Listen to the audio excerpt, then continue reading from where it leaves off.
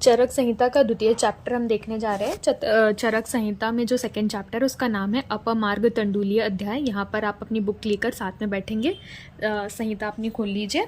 ठीक है, अपमार्ग तंडुलीय से पहले हमें नाम को समझना है। तो अपमार्ग क्या है? तो अपमार्ग का नाम है एकायरेंथस एस्पेरा और उसकी फैमिली है एमेरेंथसी फैमिली। ऐसे अगर डीजी आप जहाँ नाम आया उसको को रिलेट करके पढ़ेंगे तो थोड़ी इजी हो जाएगी।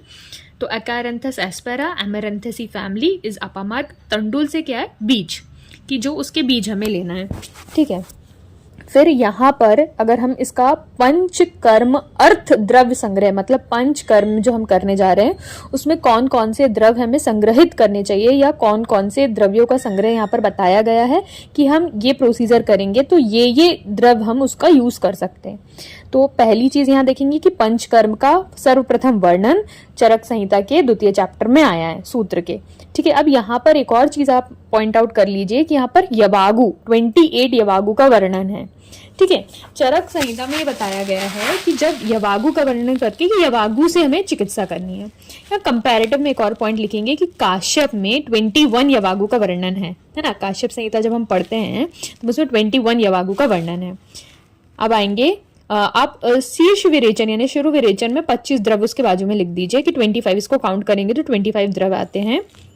उसके बाद यहाँ पर जो थर्ड लाइन में लिखा है लवण द्वय, मतलब 2 लवण, सैंधव और काला।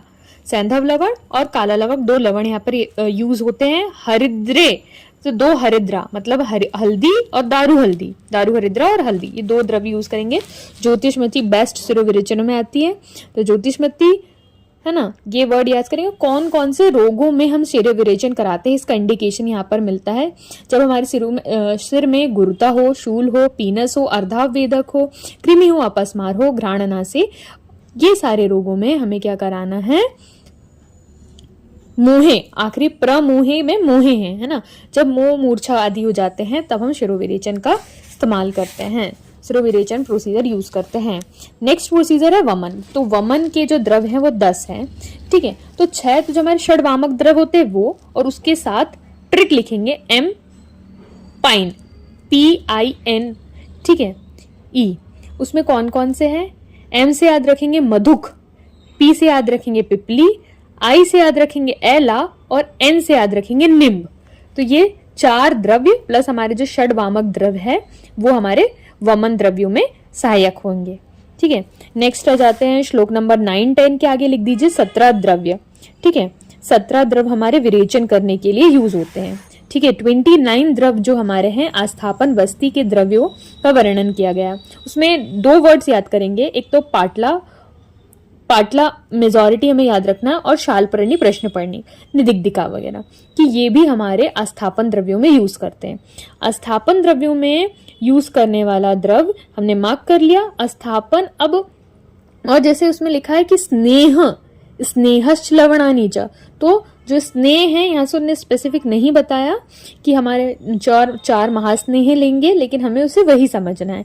ठीक है, और हम कब करते हैं? औषधियों का प्रयोग उदावर्त और विबंध में तथा आस्थापन वस्ती के रूप में।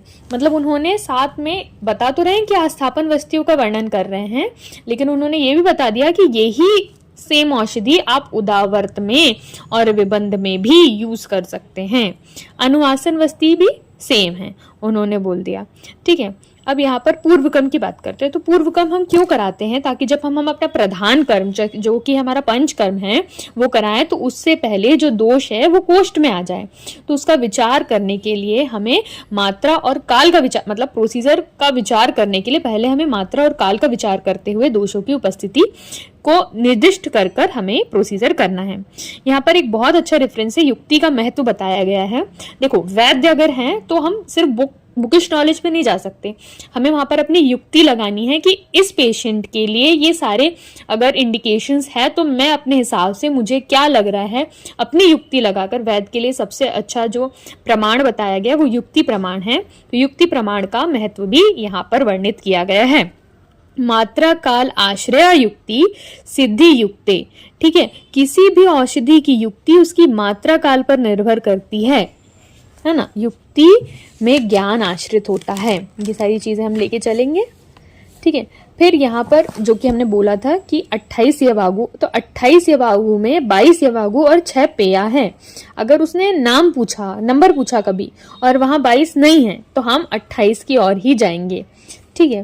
फिर फर्स्ट जो हमारा यवागु है शूल नाशक यवागु, उसके द्रव्यों में देखियो पंचकोल का वर्णन है। इसे ही दीपनीय यवागु भी बोला गया, दीपनीय यवागु भी बोला गया। श्लोक नंबर 18 में इसका रेफरेंस मिल जाएगा। है नेक्स्ट यवागु आता है हमारा पाचनीय तथा ग्राही पेया। ठीक है, इसमें हमें द्रव्य याद नहीं रखने, सिर्फ अगर हम नेक्स्ट उसके नीचे देखते हैं जो ग्राही पेया बताया गया है तो उसमें सवातेन पंचमूलिनी, मतलब पंचमूल द्रव्य का ही उन्होंने यूज किया है उसे सवाते। तो वातज विकार में कौन सी पेया यूज करते हैं, तो पंचमूल वाली पेया हम यूज करते हैं। पंच पाचनी या ग्राही पेया सवाते पंचमूलिनी। श्लोक नंबर 19।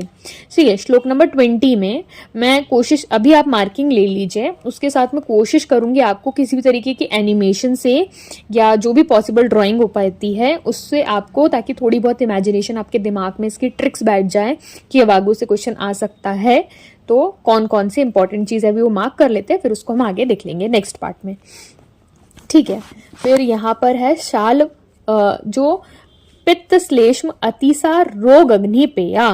तो इसमें पी के आगे लिख ली, पित्त से पी और श्लेष्म से एस, तो पित्त श्लेष्म अतिसार रोग अग्नि पेया में पी से हम याद रखेंगे प्रश्नपर्णी और एस से हम याद रखेंगे सालपर्णी। ये दो द्रव्य इसमें इंपॉर्टेंट है। ठीक है, साथ में आप इसमें दाडिम भी मार्क कर लीजिए। ठीक है, दाडिम भी इंपॉर्टेंट है। तो पी एस तो हमें याद करने की जरूरत नहीं पड़ी, प्रश्नपर्णी और शालपर्णी। हम फिफ्थ पेया पे आते हैं, रक्त अतिसार अग्नि। अब रक्त का अतिसार हो रहा है, मतलब कि नीचे से या तो हमारे गुदा मार्ग से या अधो मार्ग से। ठीक है, रक्त जब निकल रहा है तो हम उसके स्तंभन के लिए कौन सी दवाई देंगे, तो बकरी यानी छाग, श्लोक में छाग वर्ड यूज किया गया, तो वो और उत्पल नागर, ये हम उसको यूज करेंगे। तो ये दो वर्ड्स आप मार्क करेंगे। ठीक है, नेक्स्ट आएंगे अतिसार। अतिसार में आपको याद रखना है अतिविषा। आम अतिसार वाले में अतिविषा और नागर दो वर्ड इंपॉर्टेंट है, अतीस और सोट, है ना। फिर मूत्र क्रच में कोई इंपॉर्टेंट वर्ड ऐसा सच है नहीं। देखो स्वदंष्टा हमें पता है, कंठकारी हमें पता है। ठीक है, ये दोनों मार्क कर देंगे। फिर उसका कृमि में भी यवागु पिपली, नथिंग इंपॉर्टेंट। ठीक है, फिर उसके बाद नेक्स्ट आएंगे पिपासा तथा विष में प्रयोगार्थ यवागु।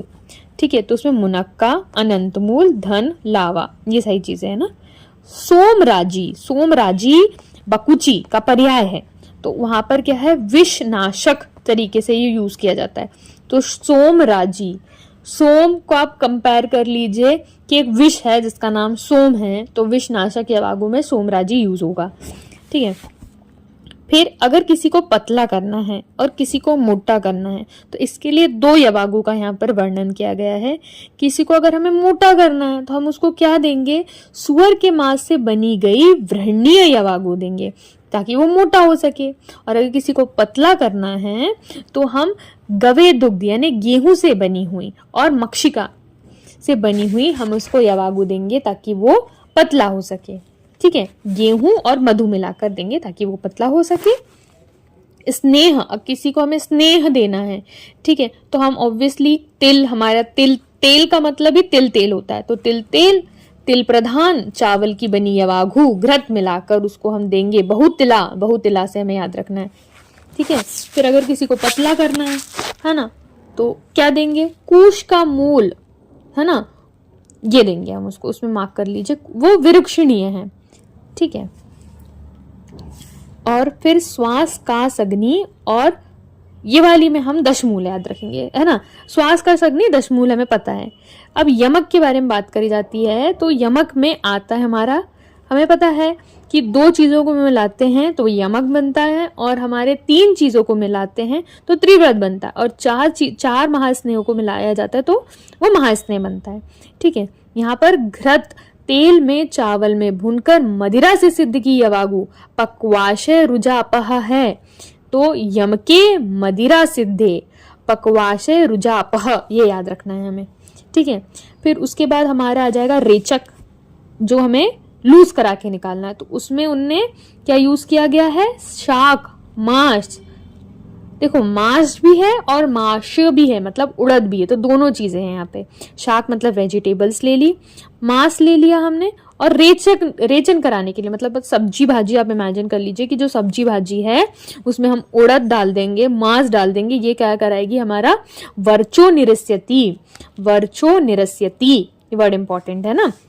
वर्चो निरस्यति में शाक, मांस और माश लेंगे।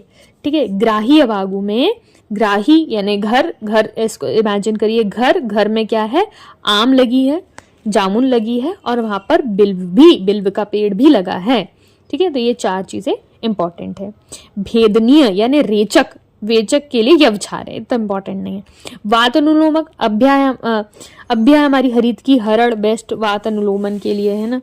ठीक है। फिर जो बहुत पुराना क्वेश्चन हो गया वैसे तो, घृत और तैल व्यापद में कौन कौन सी यवागु। देखिए अगर घृत है तो घृत नॉर्मल सी चीज है, घृत है तो तक्र सिद्ध यवागु, और अब घृत नॉर्मल है तो तेल क्या है, तेल है तक्र पिंड्याक सिद्ध यवागु। तो हमें तेल से याद रखना है कि उसमें पिंड्याक है, तेल में पिंड्याक है, उसमें सिर्फ तक्र सिद्ध है।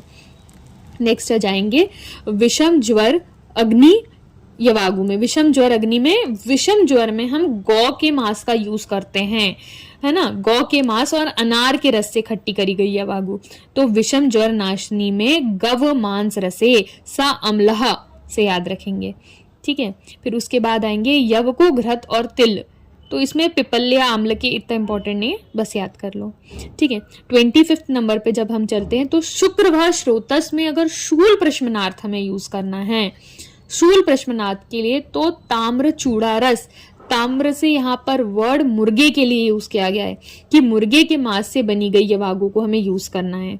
ठीक है। और शिशन पीड़ा नाशक भी हम यही यूज करेंगे।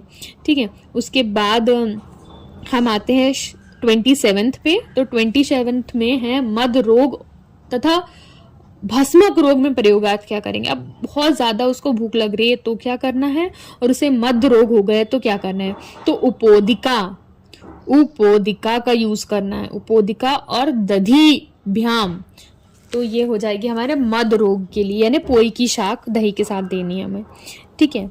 और फिर क्षुधा नाशक, जब उसको बहुत ज्यादा भूख लग रही है तो क्या देंगे, दुग्ध और गोहे के मांस। गोहे, गोह वर्ड से आपको पता है यहाँ पे लिजार्ड समझना है, छिपकली समझना है। ठीक है। बहुत ज्यादा भूख लग रही है उसको, तो भूख मिटाने के लिए उसको छिपकली मिला के दे दो दूध के साथ, सब उसकी भूख सब मिट जाएगी। ऐसे करके अष्टविंशति, मैंने बोला था ना अगर वर्ड पूछा जाएगा तो 28 याद रखना है ना। अष्टविंशति वर्ड 28 यवागु हमें यहाँ पर देनी है। और चिकित्सक के गुण, पेज पलटाइए, श्लोक नंबर 36 में आपको मिलता है चिकित्सक के गुण कि हमारा चिकित्सक कैसा होना चाहिए, स्मृतिमान होना चाहिए, उसको सब याद होना चाहिए। हेतु युक्त जो, उसको रोगों के कारण का ज्ञान हो, कारण मतलब हेतु, युक्त जो यानी पता होना चाहिए उसको। जितात्म होना चाहिए, बहुत अच्छा होना चाहिए, जितेंद्रिय होना चाहिए, उसकी सारी इंद्रिय काम करना चाहिए। ठीक है। और प्रतिपत्तिमान, स्वयं को कैसा होना चाहिए, समय के अनुसार शीघ्र निर्णय ले। ऐसा नहीं कि वो सोच रहा है, विचार कर रहा है कि अब ऐसा करना चाहिए, नहीं करना चाहिए। ठीक है। इससे हम ये समझते हैं इस चैप्टर में अंतः परिमार्जन चिकित्सा का वर्णन आया है, हम अंदर से किसी चीज को हील कर रहे हैं। अब मैंने जब अंतः परिमार्जन वर्ड बोल दिया तो बाह्य परिमार्जन वर्ड भी आएगा उसके अपोजिट में, वो हम चैप्टर नंबर 3 में आरोग्य अध्याय में देखेंगे।